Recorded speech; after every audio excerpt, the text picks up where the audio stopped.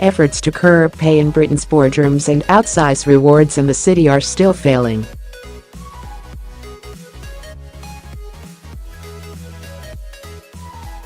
In spite of the resignations of the senior independent directors at housebuilder.Persimmon, there is no public sign so far of Chief Executive Jeff Fairburn giving up any of his total pay, bonuses and incentive package of £110 million.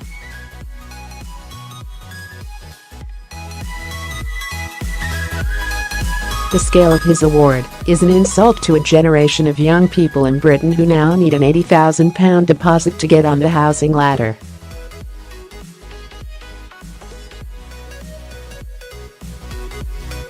Moreover, the £400 million, to be shared among the next layer of Persimmon bosses, does not sit well in a country grotesquely short of social housing, where private sector builders seek to minimise the amount of land and resources devoted to the less well-off.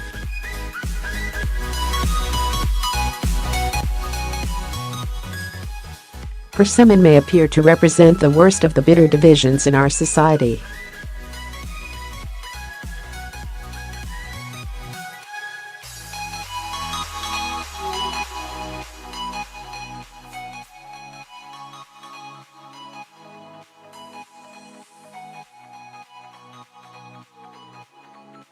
Robey and colleagues at Robey Warshaw should be in the stocks for advising Japanese titan Softbank on the purchase of UK smart chipmaker arm and promoting the hugely misjudged, aborted London Stock Exchange deal with Deutsche Boerse.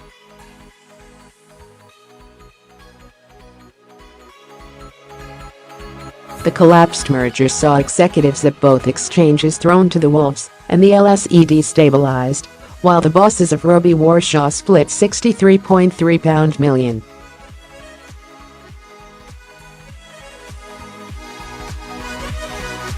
It would be nice to think of Robey rolling up his sleeves at a charity like Toynbee Hall or the local homeless shelter, rather than lording it up as he once did as chairman of the Royal Opera House.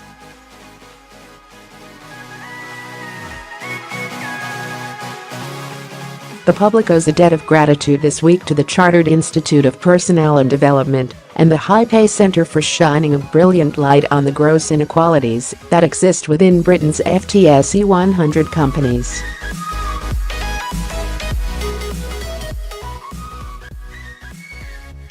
Together, they calculate that in the last year the average pay of bosses was 120 times that of a full-time employee on the median wage.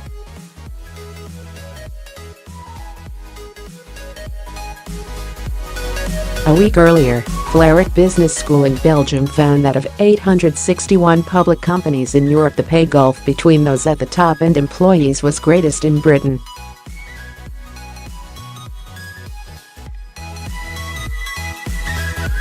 What is most startling about this is that executives have been allowed to help themselves by compliant boards at a moment in history when the incomes of ordinary Britons have been squeezed by the financial crisis and the fall in the pound.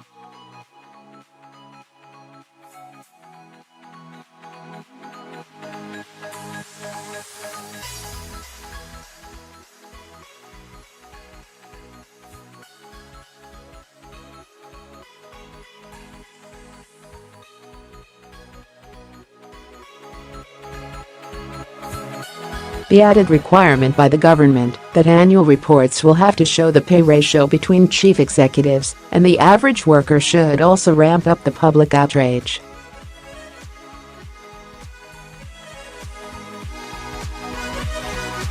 Whether that will make much difference in the most extreme cases such as Sir Martin Sorrell at WPP, who earned £48 million in 2017, down from £70 million the year before, is hard to tell.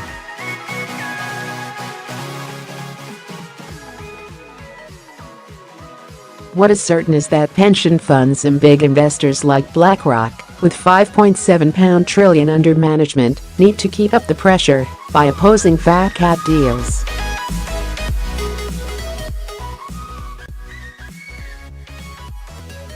As we have seen time and time again, a company's investors cannot count on soup and pay committees, often headed by the weakest link among the directors, to take on the bosses.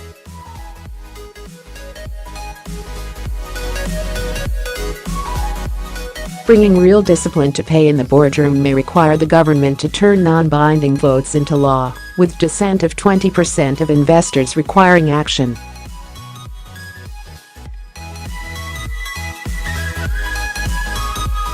If the Tories don't do it, we can be sure that Jeremy Corbyn and his frightening Marxist sidekick, John McDonnell, won't hesitate to act.